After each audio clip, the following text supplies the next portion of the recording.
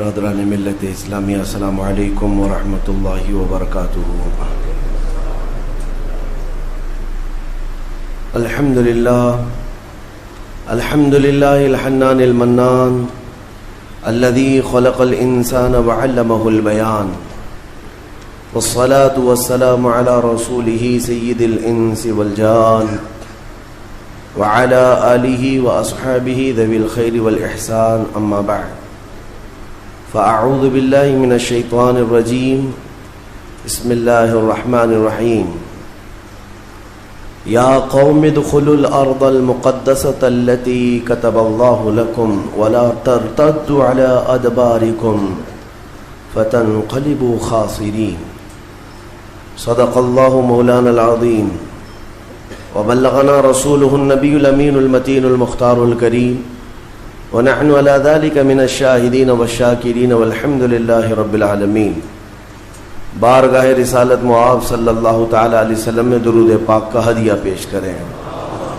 اللہم صل علی سیدنا و مولانا محمد معدن الجود والکرم وآلہ واصحابہ الکرام وابنہ الکریم وبارک وسلم صلاة دائمتا سرمدا ابدا۔ عزیزان گرامی وقار، آج جمعۃ الوداع ہے، رمضان المبارک کا یہ آخری جمعہ۔ آج کے دن بے حساب لوگوں کی مغفرت ہوتی ہے۔ رمضان المبارک میں جتنے لوگ بخشے گئے ہر رات، ان ساری راتوں میں جتنے بخشے گئے ان کے برابر آج کے دن مغفرت ہوتی ہے۔ اور اللہ کے ملائکہ زمین پر اترتے ہیں مومنین سے مصافحہ کرنے کے لیے۔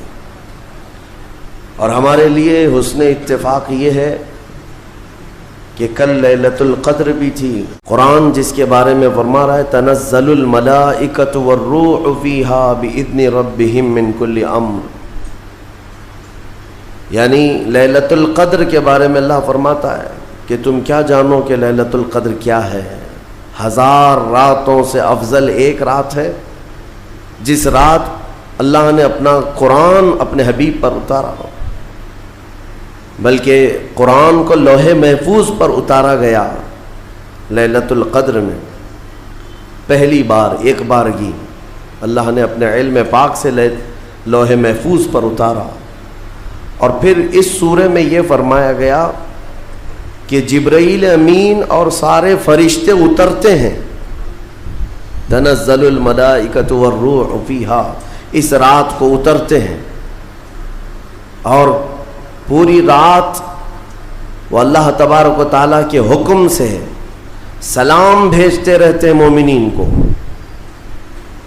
میرے عزیزو، قرآن کی صاف آیت میں اگر دیکھا جائے، جبرائیل سید الملائکہ ہیں، رسول ملائکہ میں بھی افضل ہیں، یعنی تمام فرشتوں کے سردار۔ ان کا کام پچھلے انبیاء اکرام علیہ السلام کو اللہ کے پیغامات پہنچانا، یہاں تک کہ میرے آقا صلی اللہ علیہ وسلم کی زندگی میں بھی۔ تو حضور کی زندگی پاک میں آپ کا آنا جانا کثرت سے ہوتا رہا، وہی لے کر آتے، پیغامات لے کر آتے، لیکن آپ کے بعد پھر کوئی نبی نہیں آئے گا۔ حضور پاک صلی اللہ علیہ وسلم کے بعد اب کوئی نبی آنے والا نہیں قیامت تک۔ پھر جبرائیل حضور پاک صلی اللہ علیہ وسلم کی ظاہری وفات کے بعد اگر جبرائیل امین اس زمین پر کبھی آتے ہیں تو وہ صرف لیلۃ القدر میں آتے ہیں۔ آج بھی آتے ہیں۔ میرے عزیزو، یہ معاملہ فجر کے طلوع ہونے تک چلتا ہے، حتی مطلع الفجر۔ اور آج کا یہ جمعہ ہمارے لیے بہت اہمیت کا حامل ہے کہ ہماری بخشش کا اللہ تبارک و تعالیٰ کی بارگاہ میں ایک سنہرا موقع ملا ہوا ہے۔ ہم سب کو آج جمعہ کے غروب سے پہلے توبہ کرنی چاہیے اور گڑ گڑا کر اپنی مغفرت کا سوال کرنا چاہیے، لیکن ساتھ ہی میرے عزیزو، حالات کے تناظر میں اس آخری جمعہ کو عالمی طور پر یوم بیت المقدس کے نام سے منایا جاتا ہے۔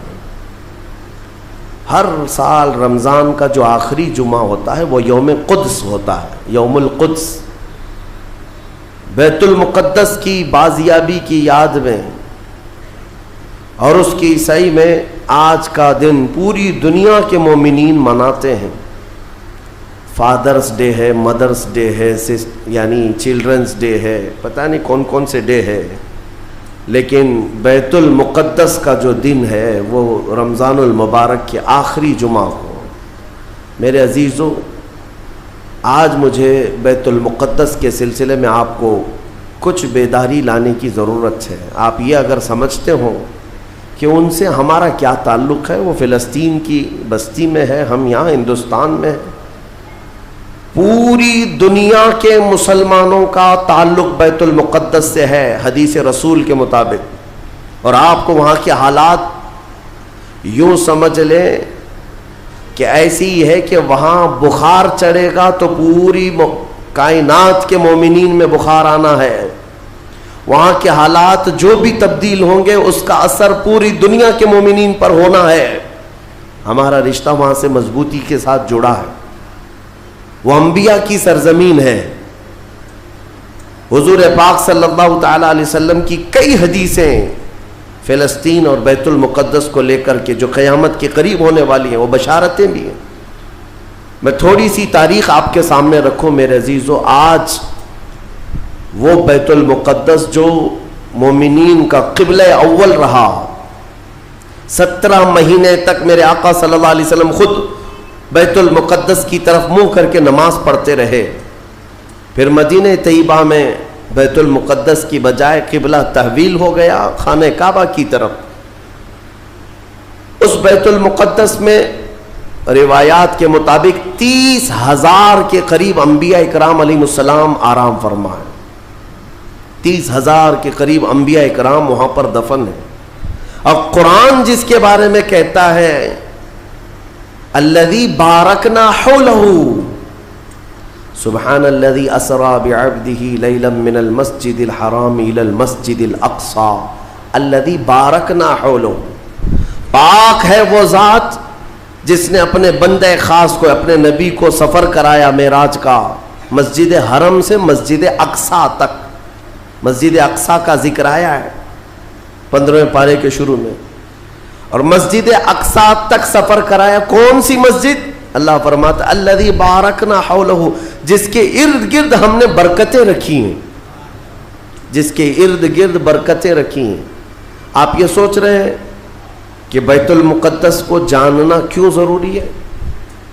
یہی سوال حضور پاک صلی اللہ تعالی علیہ وسلم کی زوجہ مطہرہ, ہم مومنوں کی ماں سیدہ میمونہ رضی اللہ تعالی عنہا نے عرض کیا تھا, افتنا یا نبی اللہ عن بیت المقدس. یا رسول اللہ صلی اللہ تعالی علیہ وسلم فی بیت المقدس, بیت المقدس کے بارے میں آپ ہمیں کچھ ارشاد فرمائیں. وہ کیا ہے, ہمارے لیے کتنی اہمیت کا حامل ہے بیت المقدس؟ نبی پاک صلی اللہ تعالی علیہ وسلم نے فرمایا انہ ارض المحشر والمنشر, وہ زمین تمام لوگوں کے حشر کی جگہ ہے. محشر قائم ہونے کی جگہ فرمایا میرے آقا نے. سب کے جمع ہونے کا سب سے آخری جس زمین پر سارے لوگ جمع کیے جائیں گے وہ بیت المقدس کی زمین ہوگی. حضرت میمونہ نے پوچھا یا رسول اللہ صلی اللہ تعالی علیہ وسلم اس کے متعلق کوئی فضیلت؟ فرماتے ہیں میرے آقا صلی اللہ علیہ وسلم من احل بحجۃ او بعمرۃ من المسجد الاقصى الى المسجد الحرم غفر اللہ له ما تقدم من ذنبه او وجبت له الجنہ او كما قال رسول اللہ صلی اللہ علیہ وسلم. میرے آقا فرماتے جس نے مسجد اقصی بیت المقدس سے عمرے کا یا حج کا احرام باندھا اور مسجد اقصی سے مسجد حرم تک آیا, عمرہ کیا یا حج کیا, جو کچھ بھی پچھلے زندگی میں کیا تھا اللہ سب معاف فرمائے گا. اور روایت میں یہ بھی وجبت لہ الجنہ, اس کے لیے جنت واجب ہو جائے گی. اس سفر کے بارے میں اب سنو, سب کی استطاعت تو نہیں ہے. حضرت بی بی میمونہ نے یہی سوال کیا کہ جس کی طاقت نہ ہو میرے آقا وہ کیا کرے, بیت المقدس نہیں جا سکتا. سنو, اگر اس کی اہمیت سارے مسلمانوں کے لیے نہ ہوتی تو میرے آقا صلی اللہ علیہ وسلم یہ نہیں فرماتے وَمَن لَّمْ يَسْتَطِعْ فَلْيَهْدِ زَيْتَهُ، حضور صلی اللہ علیہ وسلم فرماتے ہیں اگر کسی کی طاقت نہیں ہے تو وہ تھوڑا تیل تو اس کے پاس ہو سکتا ہے، وہ تیل ہدیہ کر کے بیت المقدس بھیجے، تاکہ بیت المقدس میں تمہارے بھیجے ہوئے تیل سے اگر چراغ بھی جلایا گیا یہ ثواب اس کو بھی ملے گا، عمرے کا ثواب ملے گا۔ یہ حدیث پاک میں ہے کہ اگر تمہارے یہاں سے ہدیہ کیے ہوئے بھیجے ہوئے تیل کو بیت المقدس میں کسی نے چراغ میں روشن کیا تو فرمایا گیا اس کے برابر اسے بھی ثواب ملے گا۔ یہ یوں ہی نہیں میں عرض کر رہا ہوں میرے عزیزو، اس کی اہمیت کا اندازہ آپ کو ہونا چاہیے، اور قیامت قریب کیسے آئے گی اس کے متعلق بھی حالات یہی میرے آقا نے فرمایا عمران بیت المقدس خراب یثرب وخراب یثرب فتح قسطنطینیہ وفتح قسطنطینیہ ظہور الملحمہ وظہور الملحمہ خروج الدجال او کما قال النبی صلی اللہ علیہ وسلم۔ یہ سیدنا معاذ بن جبل رضی اللہ تعالیٰ عنہ سے روایت حدیث ہے، میرے آقا فرماتے ہیں بیت المقدس آباد کر دیا جائے گا اور مدینہ ویران کر دیا جائے گا۔ مدینے کی ویرانی، بیت المقدس کی آبادی ہوگی، بیت المقدس کے ارد گرد بڑی بڑی عمارتیں بن جائیں گی، آبادیاں بڑھ جائیں گی، اور مدینے کی ویرانی وہ کس طرح کی ویرانی وہ اللہ کے حبیب صلی اللہ تعالیٰ علیہ وسلم ہی بہتر جانتے ہیں۔ مدینہ زادہ اللہ شرفاً و تعظیما، وہ ہمارے دلوں کی دھڑکن ہے، وہ ہمارے آنکھوں کا سرور ہے۔ اور پھر آگے میرے آقا فرماتے ہیں پھر مدینے کی ویرانی قسطنطنیہ کے فتح کا سبب ہو جائے گی۔ قسطنطنیہ استنبول کو کہتے ہیں جو ترکی کا شہر ہے۔ حضور پاک صلی اللہ علیہ وسلم نے فرمایا مومنین اس کو فتح کر لیں گے، اور قسطنطنیہ کا فتح ہونا نہیں بلکہ اس سے پہلے ملحمۃ الکبریٰ، ایک بہت بڑی جنگ ہوگی دنیا میں، اس سے بڑی جنگ نہ کبھی پہلے ہوئی تھی نہ بعد میں ہوگی۔ یہ کس کے درمیان؟ مومنین اور کفار و مشرکین کے بیچ۔ اس جنگ کی جگہ بھی میرے آقا نے بیان فرمائی، وہ ملک شام ہوگا، وہ دمشق کے قریب میدان میں جنگ ہوگی۔ تمہارے خلاف لڑنے والے 80 جھنڈوں کے نیچے آئیں گے اور ہر جھنڈے کے نیچے 12,000 کی فوج ہوگی، یعنی تقریباً 9,60,000 کی فوج صرف مومنین سے لڑنے کے لیے حاضر ہوگی ایک میدان۔ اس میں جو مومنین مسلمان جتنے جائیں گے وہ کتنی تعداد ہے وہ اللہ بہتر جانے، لیکن میرے آقا نے فرمایا پہلے دن 1/3 حصہ میدان چھوڑ کر بھاگ جائے گا مسلمانوں کا، اور حضور پاک فرماتے ہیں وہ پورے روئے زمین کے سب سے بدترین لوگ ہوں گے، ان کی توبہ کبھی نہیں قبول ہوگی۔ جو میدان چھوڑ کر بھاگ چکے ہوں گے ان کی توبہ کبھی نہیں قبول ہوگی۔ دوسرے دن 1/3 جماعت 1/3 جماعت مومنین کی شہید ہو جائے گی، سب قتل ہو جائیں گے، اور حضور فرماتے ہیں وہ روئے زمین کے سب سے اعلیٰ قسم کے شہداء ہوں گے، سب سے افضل شہداء ہوں گے۔ اور میرے آقا صلی اللہ علیہ وسلم فرماتے ہیں 1/3 حصہ مسلمانوں کا باقی ہوگا، اللہ رب العزت اسی ٹکڑے کو فتح عظیم عطا فرمائے گا، فتح سے ہمکنار ہوں گے۔ اور اس کے بعد قسطنطنیہ فتح ہوگا، قسطنطنیہ فتح ہوتے ہی دجال ظاہر ہو جائے گا، دجال کا خروج ہوگا پوری دنیا میں۔ لیکن یہ بڑی جو علامتیں میرے آقا نے بیان فرمائی کہ دجال کا ظاہر ہونا، اس بڑی جنگ کا ہونا، یہ قسطنطنیہ کا فتح ہونا، ان سب کی اسٹارٹنگ کہاں سے ہوگی؟ وہ بیت المقدس سے۔ اس لیے بیت المقدس کو سمجھنا ہمارے لیے بہت ضروری ہے۔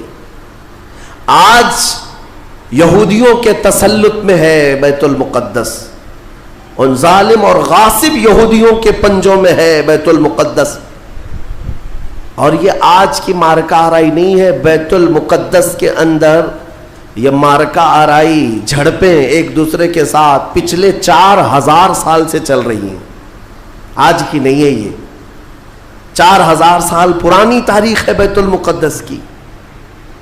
اور بیت المقدس جو آج فلسطین کی سرزمین پر واقع ہے، جس شہر میں وہ واقع ہے اس کو یروشلم کہتے ہیں، اور یہ حضرت ابراہیم علیہ السلام کا آباد کیا ہوا ہے۔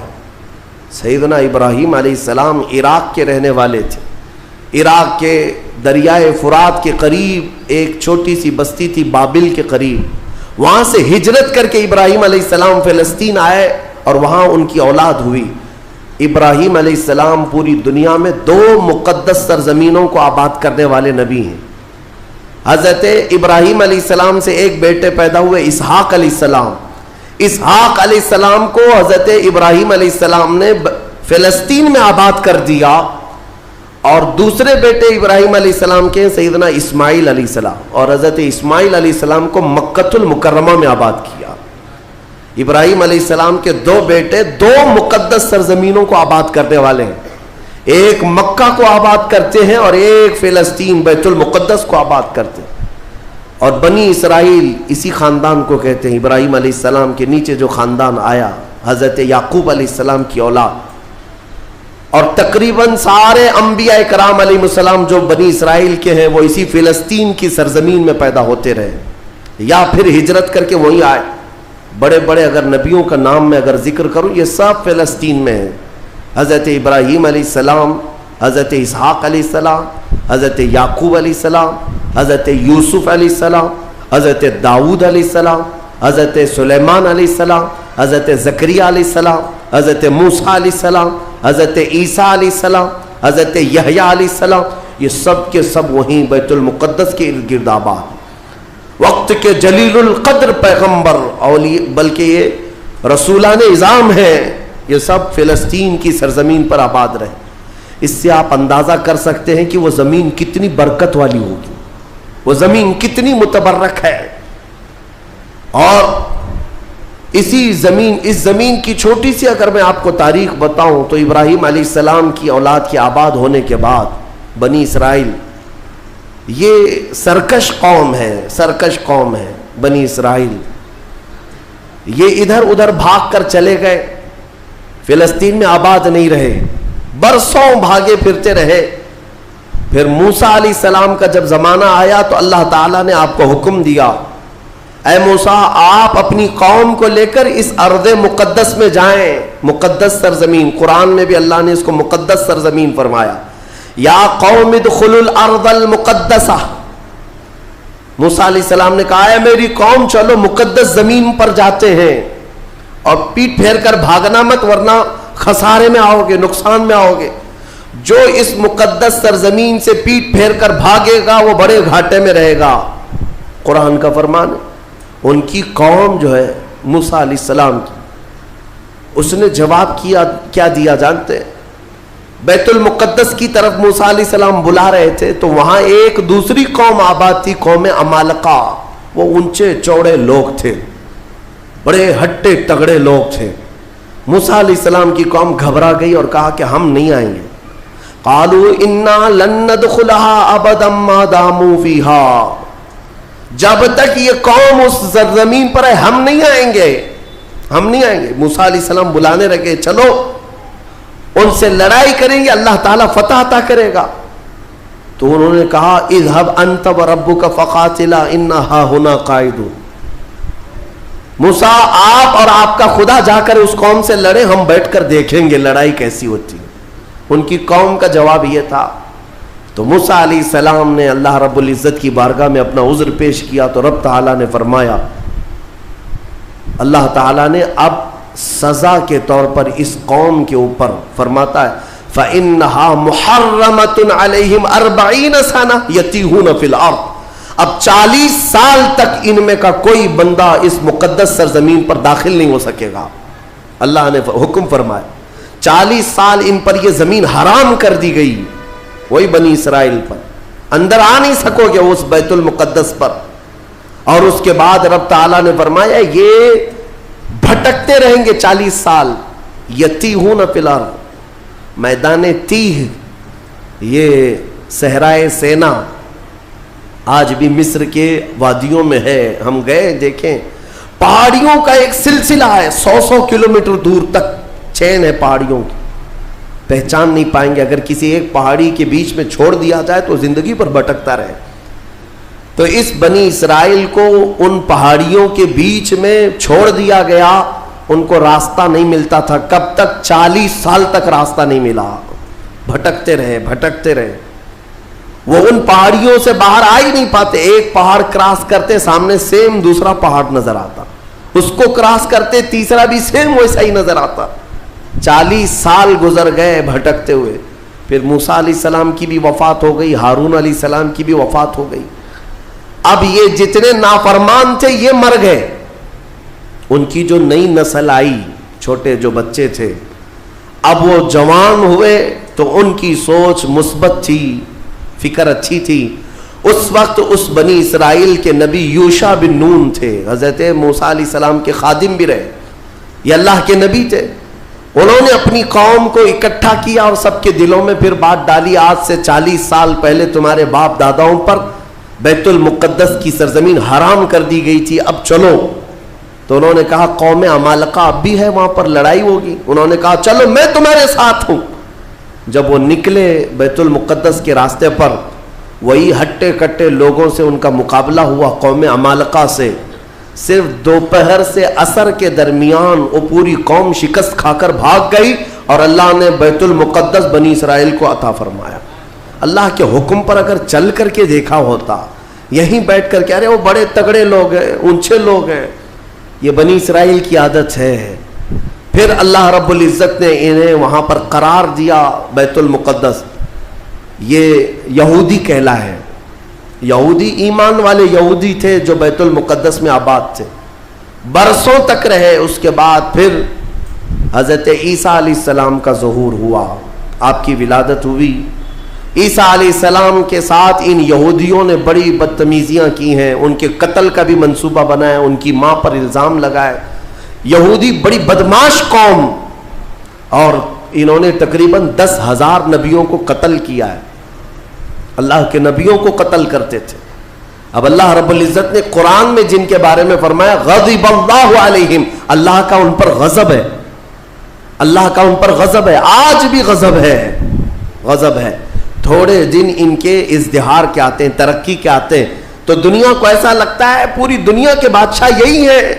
پھر رب تبارک و تعالیٰ انہیں اوندھے منہ پھر گراتا ہے. ذلت ان کا ساتھ قیامت تک نہیں چھوڑے گی, قیامت تک نہیں. انہوں نے انبیاء کا قتل کیا اور بیت المقدس میں آباد رہے. تو پھر ایک بادشاہ ایسا آیا عراق کا, بخت نصر نام تھا, وہ آ کر کے بیت المقدس پر ایسا حملہ کیا کہ اس نے ہزاروں یہودیوں کو قتل کیا اور بیت المقدس کی عمارتیں توڑ پھوڑ کر رکھ دی. جو حضرت سلیمان علیہ السلام کے زمانے میں عمارت بنی تھی بیت المقدس کی. ہاں یہ بھی میں بتا دوں اس کی تاریخ کیا ہے. حضرت سلیمان علیہ السلام بادشاہ تھے, اللہ تعالیٰ نے حکم دیا کہ تم تعمیر کرو. تو بیت المقدس جب تعمیر کرنے لگے تو کس کی مدد سے؟ جنات کی مدد سے آپ تعمیر کر رہے تھے. سارے جنات کو کام پر لگا دیا تھا, اور سارے جن صبح شام دوپہر کام پر لگے تھے اور مسجد بنا رہے تھے بیت المقدس. اور اتفاق ایسا کہ حضرت سلیمان علیہ السلام سے وہ خوب خوف کھایا کرتے تھے. جب تک آپ کھڑے رہتے کام کرتے, اگر سلیمان علیہ السلام چلے جاتے تو سب بھاگ جاتے تھے, کام چھوڑ کر بھاگ جاتے تھے. تو سلیمان علیہ السلام اپنا عصا لے کر کے کھڑے رہے اور کام کرانے لگے. اب اتفاق ایسا ہوا کہ سلیمان علیہ السلام دن میں بھی نہیں جا رہے, رات میں بھی نہیں جا رہے, کھڑے ہی کھڑے ہیں, اور دن رات ان کا کام چالو ہے. لیکن ہوا یہ تھا کہ سلیمان علیہ السلام کی وفات ہو چکی تھی. کھڑے کھڑے آپ کا انتقال ہوا ہے حضرت سلیمان علیہ السلام کا, اور اپنے عصا کے سہارے کھڑے رہ گئے انتقال کے بعد بھی. یہ صرف اور صرف نبوت کی شان ہے, یہ صرف نبیوں کی شان ہے. قرآن میں ہے, اللہ تعالیٰ نے فرمایا فلما تبینت الجن, جنات کو کب معلوم ہوا پتا ہے؟ دیمک نے حضرت سلیمان علیہ السلام کی لکڑی کو کھا لیا. یہ جو عصا تھا دیمک کھا گئی. دیمک کھانے کی وجہ سے لکڑی ٹوٹی. تو لکڑی ٹوٹنے کے بعد حضرت سلیمان علیہ السلام زمین پر آ گرے. تب جنات کو پتا چلا ان کا تو کب کے انتقال ہو چکا ہے، اور اس وقت تک بیت المقدس کی تعمیر ہو چکی تھی. ہاں، جس کو روایات میں ہیکل سلیمانی بھی کہا گیا ہے. بیت المقدس، ہیکل سلیمانی، یہ الگ الگ ووادت جو معاملات ہیں، میں اس کو پھر کبھی عرض کرتا ہوں.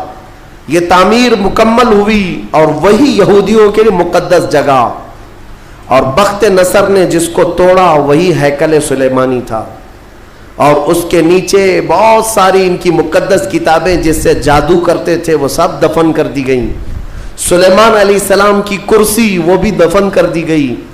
آج بھی یہ یہودی جو کھدائی کر رہے ہیں اسی کرسی کو تلاش کرنے کے لیے، اپنی باقیات، وہ جادو کی کتابیں تلاش کرنے کے لیے آج بھی یہ کھدائی کر رہے ہیں بیت المقدس کے ارد گرد. اور یہ جو تھرڈ ٹیمپل کہتے ہیں، تیسرا مندر تعمیر ہونا ہے، وہ تھرڈ ٹیمپل کا مطلب یہی ہیکل سلیمانی کو انہیں بنانا ہے، بیت المقدس کو ہدم کر کے، منہدم کر کے. یہ جو مسجد اقصیٰ ہے اس کو ختم کر کے انہیں وہاں پر تھرڈ ٹیمپل بنانا ہے، یہ ان کا خواب ہے. یہودی وہاں سے قتل ہوئے، عیسائیوں کا قبضہ آیا. عیسائی تقریباً 300 سال تک آباد رہے. پھر ایک بادشاہ آیا، ایران کا بادشاہ تھا خسرو، اس نے بدلہ لیا اور اس کے بعد یہودیوں کو پھر سے آباد کیا. پھر اس کے بعد ٹائٹس نام کا ایک عیسائی بادشاہ آیا، اس نے پھر دوبارہ بیت المقدس پہ حملہ کیا. اس نے قریب 1 لاکھ کے قریب یہودیوں کو پھر قتل کیا. یہ قتل کون کر رہا ہے؟ عیسائی یہودی، اور دہشت گرد کوئی اور ہے. ہاں، پہلے زمانے کے دہشت گرد ہیں یہ، پرانے دہشت گرد. ایک ساتھ جینوسائیڈ کرنا، جو نسل کشی کرنا، یہ یا تو عیسائیوں کا کام ہے یا یہودیوں کا کام ہے. ان کو قبضہ ملتا تھا تو ان کو مارتے، ان کو قبضہ ملتا تو ان کو مارتے. ٹائٹس نے پورا تباہ کر دیا. پھر بیت المقدس میں اس نے غلاظت ڈال دی، کچرے ڈال دیے. بہت کچھ برباد کرنے کے بعد یہودی وہاں سے نکل گئے. پھر میرے عزیزوں، وہ عیسائیوں کا تسلط ویسا ہی برقرار رہا. کب تک؟ جب تک سیدنا عمر ابن خطاب کا زمانہ آ گیا. اسلام کا یہ فتوحات کا سلسلہ تھا. میرے آقا کے غلام جس طرف جا رہے تھے زمینیں ان کے قدموں میں آ رہی تھی. یہ وہ دور تھا. تو حضرت عمر نے بھیجا کہ اب فلسطین کی طرف بھی ہمارے مجاہدین جائیں گے. اور وہاں عیسائی تھے، پوری دنیا کی خبر تو رکھتے تھے کہ کیا کیا ہو رہا ہے. رسول پاک صلی اللہ علیہ وسلم کے غلاموں سے لڑنے کی طاقت سب کے پاس نہیں. تو انہوں نے کہا کہ ہم لڑائی نہیں کریں گے، آپ آ جاؤ، آپ کے حوالے پورا بیت المقدس کر دیں. حضرت عمر کو خود ہی دعوت دے کر کے بلا لیا. اور جانتے ہیں ان عیسائیوں کی خباثت، یہ بڑے نرم دکھتے. اس وقت قبۃ الصخرہ، جس کو آپ ڈوم آف راک کہتے ہیں، یہ یلو کلر کا جو گنبد نظر آتا ہے، یہودی اس کو بڑا مقدس سمجھتے ہیں، بڑا مقدس. اس پر عیسائیوں نے پورے لوگوں کی غلاظتیں، کچرے ڈال کر کے رکھے تھے. اس زمانے میں کوئی دوسرا گنبد تھا وہاں پر. یہ تو پھر اموی خلیفہ کے زمانے میں یلو کلر کا پھر سے بنایا گیا. لیکن اس زمانے میں کچرا ڈال کر کے رکھتے تھے عیسائی، یہودیوں کو جلانے کے لیے. یہودیوں کی وہ مقدس جگہ ہے. پھر حضرت عمر فاروق رضی اللہ تعالیٰ جب تشریف لائے تو جانتے ہیں کہ شان سے آئے تھے سیدنا عمر فاروق. مدینہ طیبہ سے نکل کر کے اپنے ایک تنہا غلام کے ساتھ بیت المقدس گئے. کوئی فوج لے کر نہیں گئے، اور وہ بھی ایسے کہ غلام کے ساتھ باری لگا لیا ہے. 1 میل میں گھوڑے پر بیٹھوں گا، 1 میل تو گھوڑے پہ بیٹھے گا. سفر میں 1 میل حضرت عمر بیٹھتے تھے گھوڑے پر، غلام رسی پکڑ کر چلتا تھا. 1 میل غلام بیٹھتا تھا، عمر فاروق رسی پکڑ کر چلتے تھے. دنیا کا اقتدار میرے آقا کے غلاموں نے یوں نہیں حاصل کیا، انہوں نے خود ہی کو فنا کر دیا تھا میرے آقا کی محبت میں. اور اتفاق ایسے کہ فلسطین جب پہنچے تو باری غلام کے بیٹھنے کی تھی. حضرت عمر رسی پکڑ کر کے بیت المقدس میں آ رہے ہیں. تو لوگ جو نئے لوگ تھے، عیسائی تھے، وہ سب جھپٹ پڑے امیر المومنین مسلمانوں کے، جن سے کیسوں کسرا بھی کانپتے ہیں. گھوڑے پر تشریف لا رہے ہیں، تو سب ان کے استقبال کے لیے تھے. جو غلام تھا حضرت ابو عبیدہ بن جراح جو صحابی تھے, انہوں نے چیخ کر کے کہا لوگوں گھوڑے پر بیٹھا ہوا امیر المومنین نہیں, رسی پکڑا ہوا امیر المومنین. اس شان سے وہ آئے اور اپنے ہاتھوں سے اس گنبد کے اوپر موجود پوری غلاظت کو حضرت عمر نے صاف کیا تھا. بیت المقدس کے ارد گرد جتنا کچرا تھا اپنے ہاتھوں سے صاف کیا, اور پھر وہاں پر اذان کی آواز گونجی.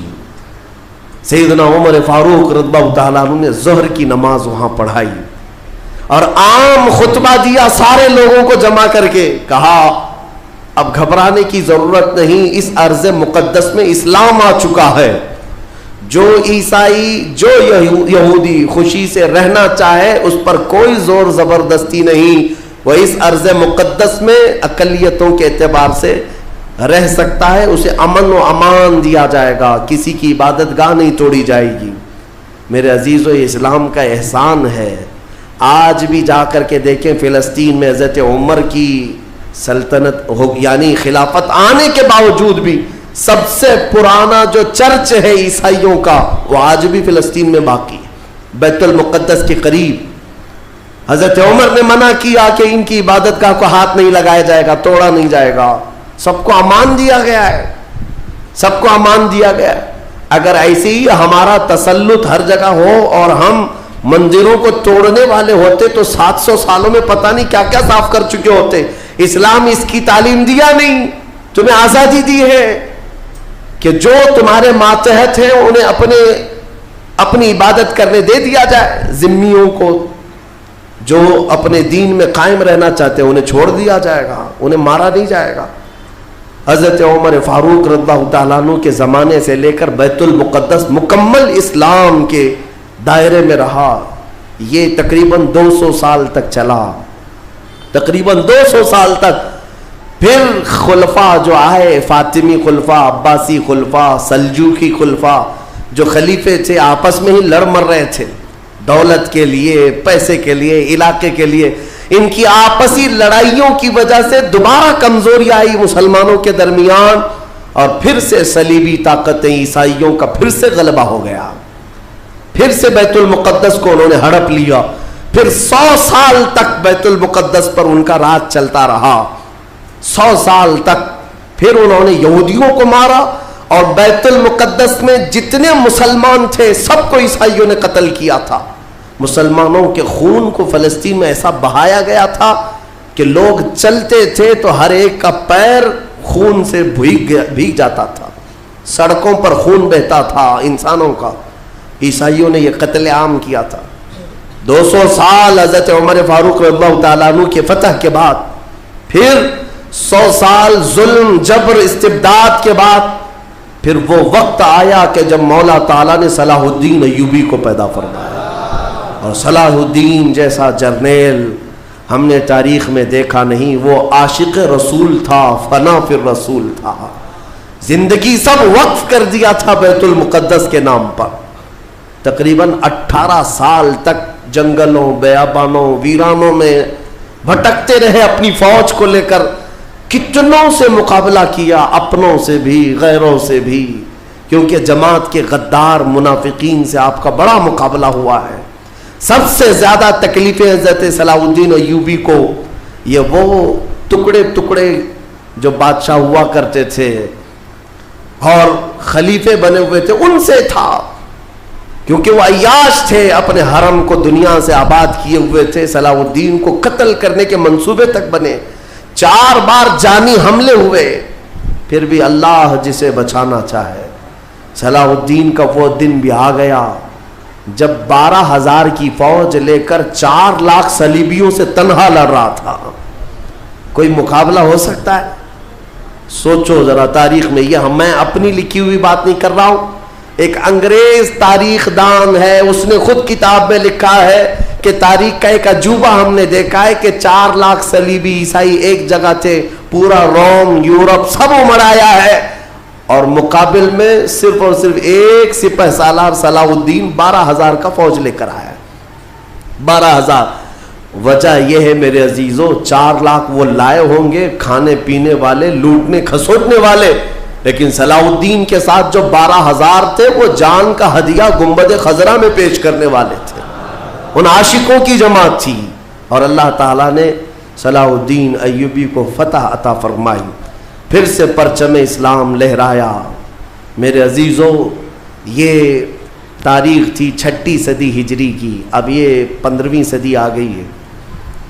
6 صدی ہجری سے لے کر بیت المقدس اذانوں سے گونجتا رہا، نمازوں سے آباد رہا، مومنین کا وہاں پر جمع غفیر رہا، لاکھوں کی تعداد میں لوگوں کا آنا جانا چلتا رہا، بلکہ بڑے بڑے جید علماء صالحین وہاں پر آباد ہوئے۔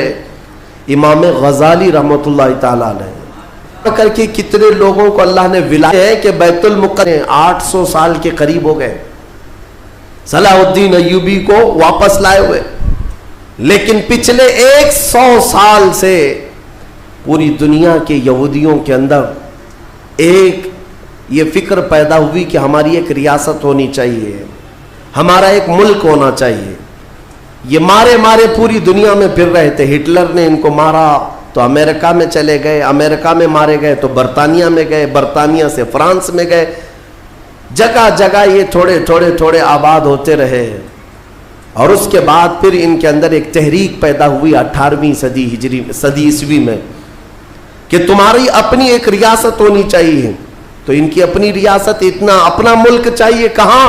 وہی مقدس زمین جو تمہارے باپ داداؤں کی ہے، کیونکہ یہودی یعقوب علیہ السلام کی اولاد میں اپنے آپ کو کہتے ہیں، تو اس سرزمین پر جانے کے لیے کوششیں کرتے رہے، لیکن فلسطین اس زمانے میں خلافت عثمانیہ کا حصہ تھی، جو ترکی کے بادشاہ تھے، ترکی کے انڈر میں فلسطین آتا تھا، تو وہاں پر ان کی مجال نہیں تھی۔ لیکن ہوا یہ کہ 1914 سے 1918 کے بیچ میں فرسٹ ورلڈ وار ہوئی، دنیا کی سب سے بڑی جنگ، پہلی جنگ عظیم، جس میں ترکیوں نے جرمنی کا ساتھ دیا اور ہار گئے برطانیہ انگلینڈ کے مقابل میں۔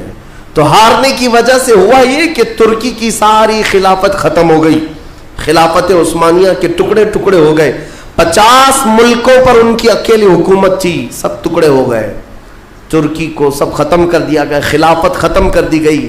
یہ 1920 میں خلافت ختم کر دی گئی، اور پھر برطانیہ انگلینڈ کے تسلط میں، اس کے قبضے میں فلسطین بھی آیا۔ یہ وہ زمانہ تھا جب ہمارا انڈیا بھی انگلینڈ کے انڈر میں تھا، ہمارا بھارت بھی۔ برطانیہ ہر ملک فتح کرتے ہوئے اپنے اندر لیتے جا رہے تھے، یہ انگریزوں کی عادت تھی، تو فلسطین بھی ان کے انڈر میں تھا۔ تو اب ان لوگوں نے یہودیوں کے لیے ایک عام اعلان کیا، ڈکلیریشن آف بالفور کہا جاتا ہے، ایک بالفور اعلامیہ، جس میں اعلان کیا گیا کہ دنیا بھر کے جو بھی یہودی ہیں وہ ہجرت کر کے یہاں آئے، انہیں گھر دیا جائے گا۔ 1921 سے پھر فلسطین میں ایک چھوٹی سی بستی میں ان کو بسایا گیا، 4000 لوگ پہلے آئے، 4000 لوگ آئے، پھر یہ ہجرت کا سلسلہ چلتا رہا یہاں تک کہ 1947 میں ان کی آبادی 36 لاکھ کے قریب ہو گئی، 30-35 لاکھ سے بڑھ کر کے آگے بڑھ گئے۔ اور اس کے بعد پھر 1948 میں ان ظالموں نے اقوام متحدہ UN کی مدد سے یہ اعلان کر دیا پوری دنیا میں کہ اب یہ فلسطین نہیں ہے، اس کا آدھا حصہ اسرائیل ہے، یہ ہمارا ملک ہے۔ بات در حقیقت یہ تھی کہ UN میں، اقوام متحدہ میں یہ بل پاس ہوا تھا کہ یہودیوں کو بھی رہنے دیا جائے، مسلمانوں کو بھی۔ اس فلسطین کے 2 ٹکڑے کیے جائیں گے، ایک مسلمان فلسطین بنائیں گے اور ایک یہودی اسرائیل بنائیں گے۔ آج بھی یہ اقوام متحدہ UN کا یہ بل آج بھی موجود ہے، اقوام متحدہ سے یہ بل پاس ہوا، یہودی تو مان گئے، لیکن پورے عرب کے مسلمان اس کے خلاف تھے کہ عربوں کے بیچوں بیچ ایک یہودی ریاست کیسے قائم ہو سکتی ہے، یہ ہمارا مقدس معاملہ ہے، مقدس سرزمین سے ہمارا تعلق ہے۔ احتجاج کرتے رہے، لیکن ان یہودیوں نے مال کے ذریعے، عورتوں کے ذریعے سارے عرب ملکوں کے جو بادشاہ تھے ان تک اپنا تسلط جما لیا۔ کئی ایسے عرب بادشاہ ہیں جن کی بیویاں یہودی ہیں، ان کے گھروں تک یہ پہنچ گئے اور ان کو ایسا نیوٹرل کر دیا کہ اب وہ فلسطین کے بارے میں بات نہ کریں. ہوا یہ کہ اسرائیل تو بن گیا لیکن آج تک فلسطین نہیں بن سکا. فلسطین کا وجود دنیا نہیں دکھاتی, گوگل میں چیک کرو تو نہیں بتاتا, فلسطین کوئی جگہ نہیں. میرے عزیزو, ہر 10 سال پر یہ زمین کو ہڑپتے ہڑپتے ہڑپتے آج پورا وہ ارض مقدس جس کو فلسطین کہا جاتا ہے 90% یہودیوں کے قبضے میں آ گیا. اقوام متحدہ سے یہ بھی بل پاس ہوا تھا کہ آدھا آدھا کر لیا جائے, اسرائیل ایک ریاست, فلسطین ایک ریاست, لیکن بیت المقدس جو ہے, مسجد اقصی, وہ دونوں کے انڈر میں نہیں رہے گی, یہ اقوام متحدہ کے انڈر میں, یہ خود مختار رہے. کیونکہ یہاں یہودیوں کا بھی تعلق ہے, عیسائیوں کا بھی ہے, مسلمانوں کا ہے, سب کو یہاں آنا جانے کی اجازت رہے گی, کسی کے انڈر میں نہیں رہے گا. یہ پاس ہوا تھا, لیکن آج حالات یہ ہے کہ اس بیت المقدس کی دیواروں پر, دروازوں پر یہ وحشی ظالم اسرائیلی بندوق تانے آج بھی کھڑے ہوئے. یہ جسے اندر جانے دیں وہ جائے گا. پوری دنیا اپنی آنکھوں سے دیکھ رہی ہے ان کی خیانت, ان کی غداری کو, لیکن کوئی ایک جملہ تک نہیں کہتا کہ اسرائیل دہشت گرد ہے. آپ کو میں ایک آنکڑے اگر بتاؤں تو آپ کے رونگٹے کھڑے ہو جائیں. انہوں نے فلسطین کے مسلمانوں میں سے اب تک 2.5 لاکھ صرف بچوں کو قتل کیا ہے ان اسرائیلیوں نے. آج بھی یہ ڈیٹا موجود ہے, انٹرنیٹ پہ موجود ہے, بڑی بڑی ویب سائٹس ہیں, انہوں نے شو کیا. اقوام متحدہ کی بھی رپورٹ موجود ہے کہ فلسطین کے کتنے مارے گئے. ان دونوں کی جنگ میں 24 لوگ اگر مارے جاتے ہیں تو 23 فلسطینی ہوتے ہیں, ایک اسرائیلی ہوتا ہے. پھر بھی دہشت گرد فلسطین ہے, آتنکواد فلسطین ہے. میرے عزیزو, یہ دنیا جو دوہرا کھیل کھیل رہی ہے اس کو کون بتائے گا آخر؟ وہاں جمعہ کی نماز پڑھنے کے لیے مومنین آج بھی جاتے ہیں, ان پر گولیاں برسا دی جاتی ہیں, لیکن ان جیال مسلمانوں کو ہزاروں سلام جو تلواروں کے سائے میں بھی میرے مولا کی عبادت خشوع و خضوع سے کرتے. میں خود گیا اور دیکھا ہوں, چھوٹے چھوٹے سے بچے, 6 سال کے, 8 سال کے بچے ملنے کے لیے آتے ہیں اور یہ پورے اسلحے میں لیس فوجی کھڑے رہتے ہیں. چھوٹا سا بچہ ان کی گن کو یوں گھماتا ہے اور مسجد میں اندر آتا ہے, ایسا لگتا ہے جیسے وہ کھلونے کو پکڑ رہا ہے. میرے عزیزو, یہ بھی حدیث پاک کے ذریعے سے میں بتاتا ہوں. میرے آقا صلی اللہ علیہ وسلم فرماتے ہیں, میری امت کا ایک حصہ قیامت تک باطل سے لڑتا رہے گا, قیامت تک باطل سے لڑتا رہے گا, اور ان کی مخالفت کرنے والوں کا ان پر کچھ بھی اثر نہیں ہوگا, اور دنیا میں کوئی بلا بھی پھیلے تو اس جماعت پر کچھ اثر نہیں ہوگا. صحابہ نے پوچھا, یا رسول اللہ آپ کی امت کا وہ حصہ کون ہے؟ میرے آقا فرماتے ہیں, بیت المقدس کے آس پاس رہنے والے مومنین کی جماعت ہے. ان کی فضیلت میں میرے آقا نے فرمایا قیامت تک لڑتے رہیں گے, قیامت تک, اور ان کی خلاف کرنے والوں کا ان پر کچھ بھی اثر نہیں ہوگا. اور ہم دیکھ رہے ہیں, ارے بڑی بڑی عمارتیں ایک بم سے گرا دیا, دوسرے دن ان کے آس پاس ان کی گاڑیاں بھی چل رہی ہیں, دکانیں بھی چل رہی ہیں, بازار بھی چل رہا ہے. کل رات کو فائرنگ ہوئی, 50 لوگ بیت المقدس سے اٹھا کر کے لاشیں لے گئے. دوسرے دن جا کر کے دیکھے تو عصر کے بعد عورتیں اپنے بچوں کے ساتھ روٹیاں سینڈوچ کھاتی ہوئی بیٹھی ہوئی ہیں. مطلب یہ ہے کہ نہ موت کا ان کے اندر خوف ہے, نہ ظالموں کے تسلط کا ڈر ہے. ہاں یہ بھی اللہ تعالیٰ کی طرف سے ہوتا ہے کہ مولا جب کسی کا دل کشادہ کرے تو بڑے بڑے پہاڑوں سے بھی انہیں ڈر نہیں لگتا. اور ایک حدیث میرے آقا صلی اللہ علیہ وسلم نے فرمایا کہ سید البقاع بیت المقدس, سید الصخرۃ صخرۃ بیت المقدس. حضور نے فرمایا پوری روئے زمین کا سردار جو حصہ ہے وہ بیت المقدس کا حصہ, سردار حصہ. اور گنبدوں میں اگر سردار گنبد ہے تو بیت المقدس کا گنبد ہے, یہ میرے آقا نے فرمایا. اور حضور فرماتے ہیں تم دیکھنا کہ اخیر زمانے میں سارے لوگ اس زمین کی طرف ہجرت کر جائیں گے.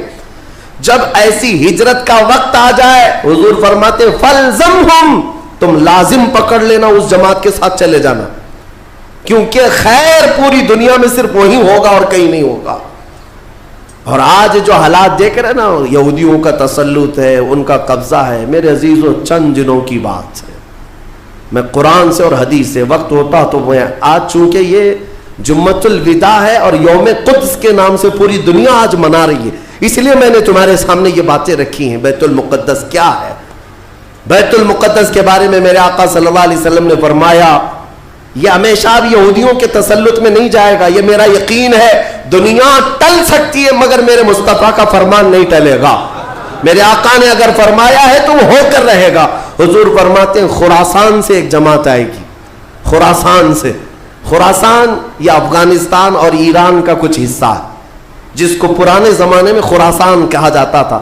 میرے آقا فرماتے ہیں خراسان سے کالے جھنڈے لے کر کے ایک جماعت نکلے گی اور وہ اتنی تیزی سے بڑھتی ہوئی بیت المقدس کی طرف آئے گی کہ دنیا کی کوئی حکومت اور کوئی طاقت ان کا راستہ نہیں روک سکے گی، اور وہ جھنڈے سیدھے لا کر بیت المقدس پر گاڑ دیں گے.